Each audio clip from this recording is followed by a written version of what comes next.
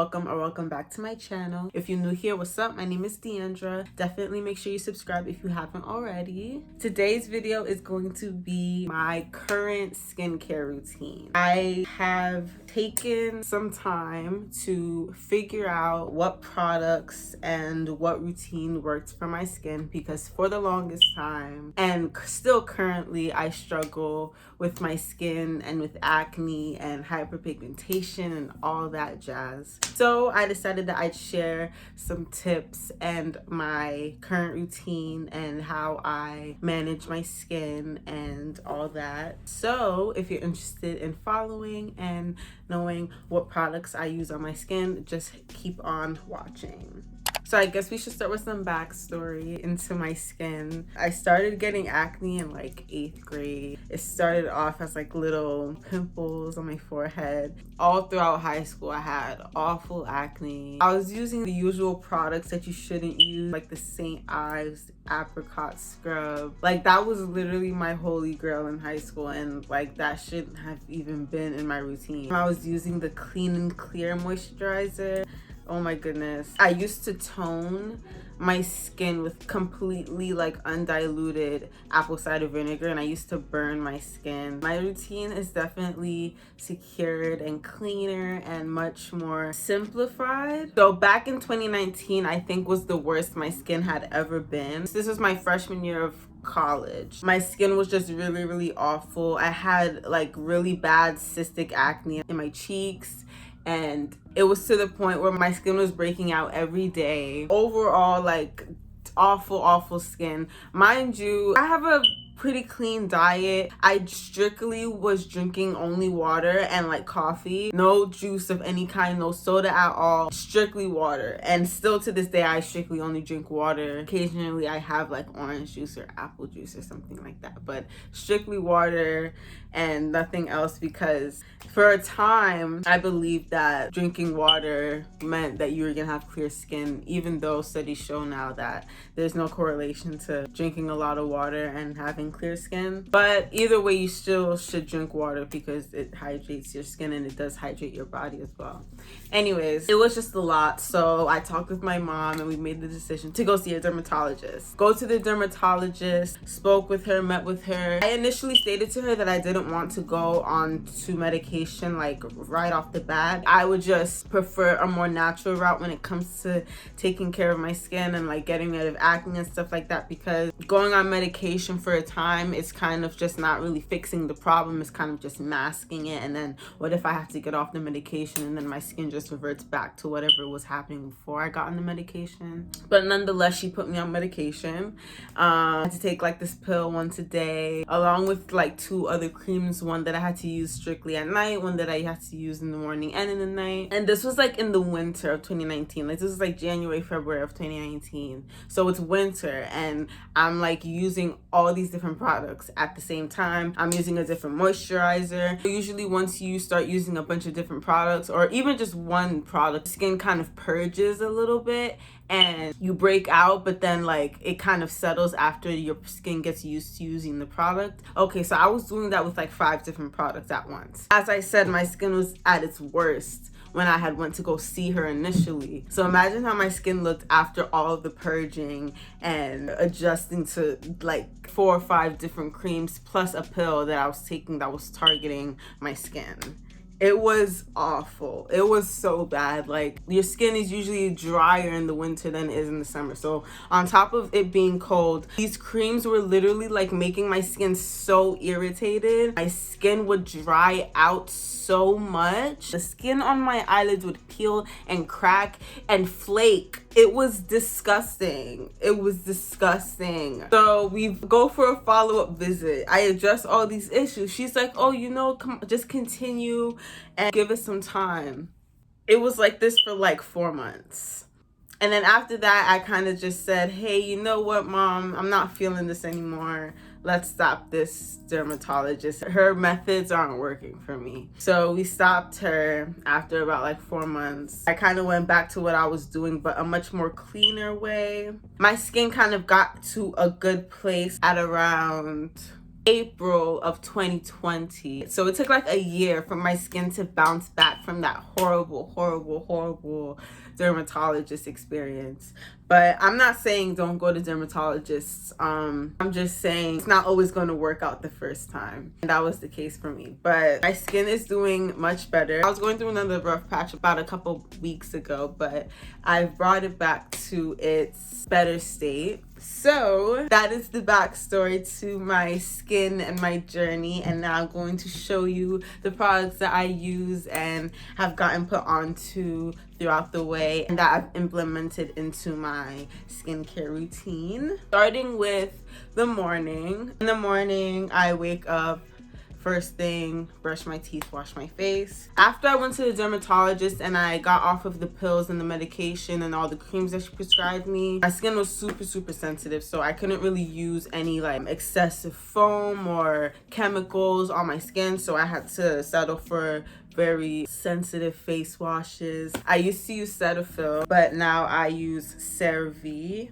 This is the hydrating facial cleanser. This one doesn't foam, but I also recently started using the hydrating cream to foam facial cleansing. This one is also great. This one stays a cream and rinses off as a cream. I have combination skin and my skin is also very sensitive. This is really good and it doesn't leave your skin feeling super stripped and like squeaky clean. This one is even better because it literally washes off a full face of makeup. So I use it in the night and in the morning. It goes on the cream and it turns into a foam, but still with its foaminess, it doesn't leave your face feeling super squeaky. It kind of still feels super smooth and like hydrated. Then after I wash in the morning, I follow up with a spritz of this rose water spray.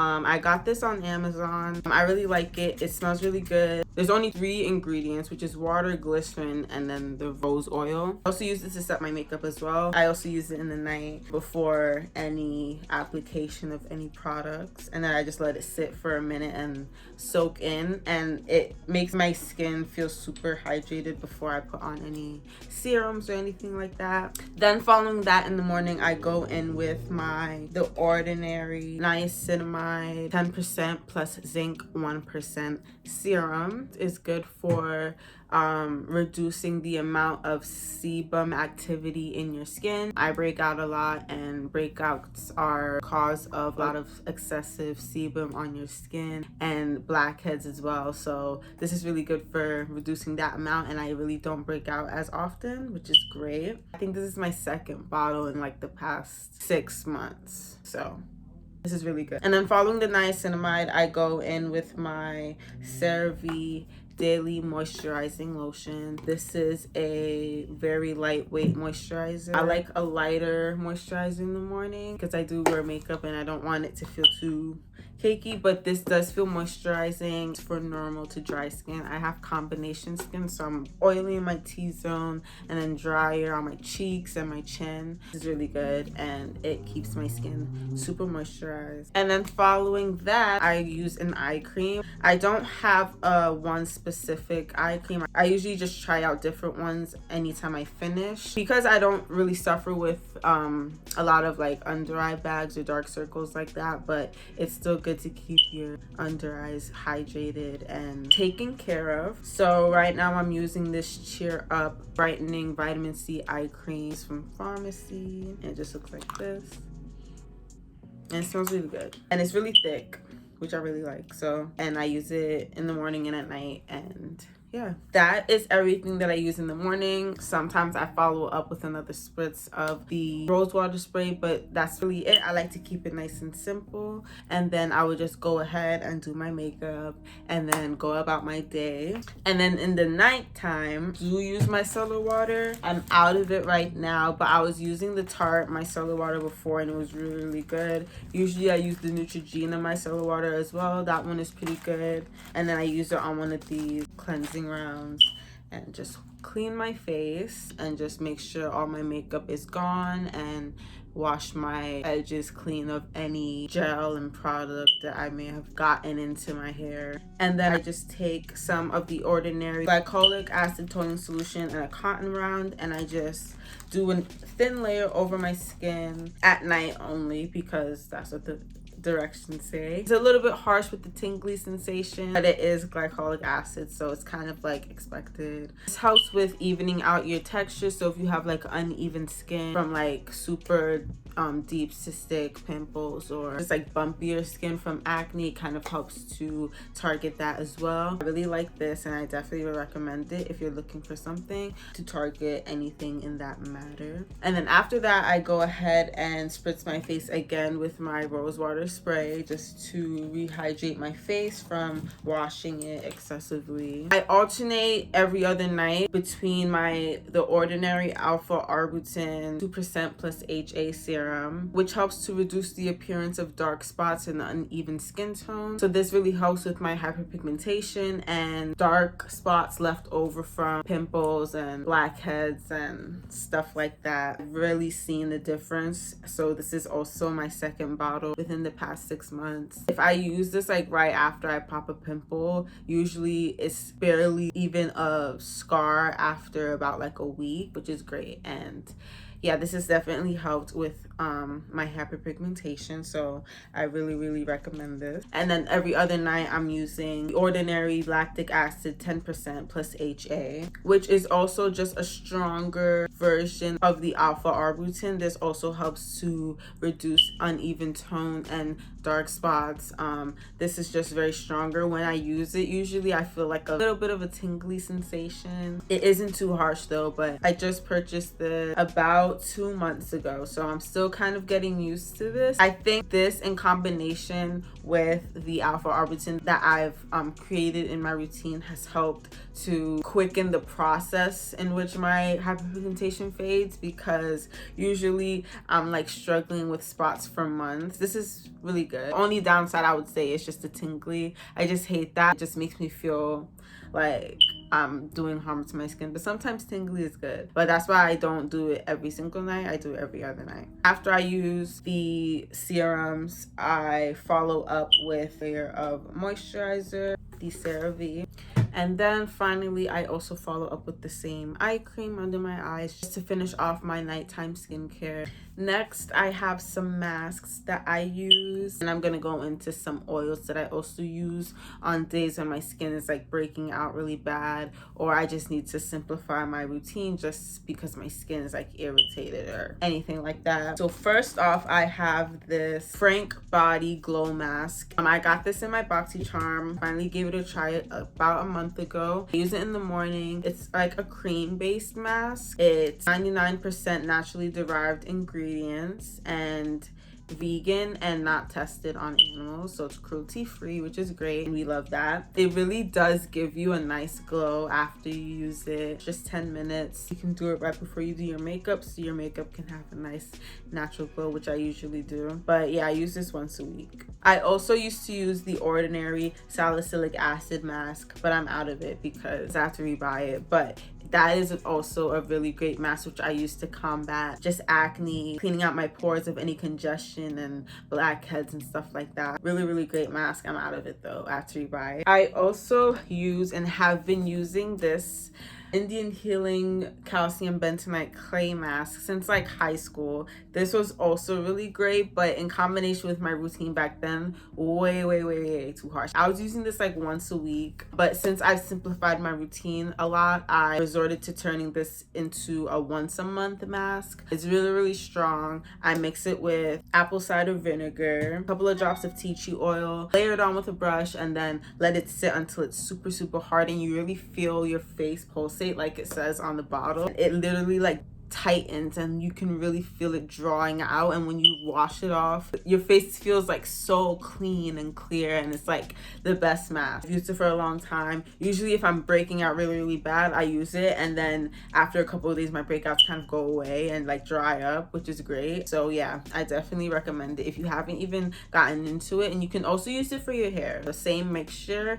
and it helps to cleanse your scalp of any impurities and stuff like that. So it's a great investment and just product to have if you're into skincare and beauty like that. Another mask that I use and that I really like and that I also don't use that often is the Ordinary AHA plus BHA peeling solution. I think everybody knows what this mask is, especially if you're on TikTok. It's that red blood mask.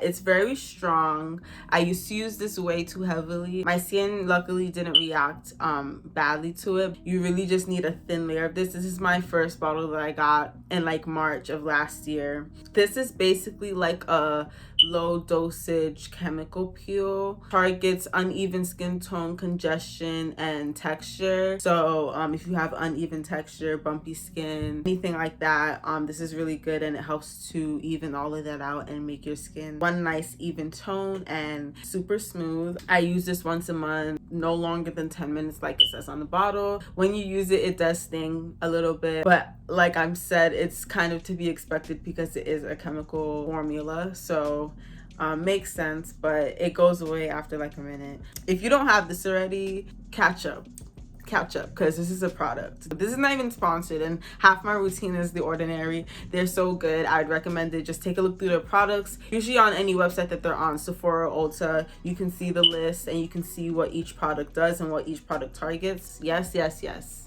great products. And then the last mask that I use occasionally is just a natural mask that consists of mashed avocado, honey, and oats. Apply it to my skin. It helps to hydrate and really keep my skin nice and glowy. Just recently started doing this, my mom put me on. Helps to kind of soothe your skin and calm it down and really leave it hydrated. I do this as often as I can. Those are all the masks that I use and the masks that work for me. Moving on to oil. I have a couple of oils that I use whenever my skin is breaking out really bad and I kind of just need like one product to put on my skin to kind of just leave it alone and let it purge or soothe it of any irritation without putting on any chemical serums or products or anything too heavy. So usually do this about once a week just to kind of give my skin a break from the routine of serums and products and creams and all that stuff every single day. So like about one day a week I will just simplify it to an oil, and those oils are avocado oil. I got this on Amazon. As it says, it's 100%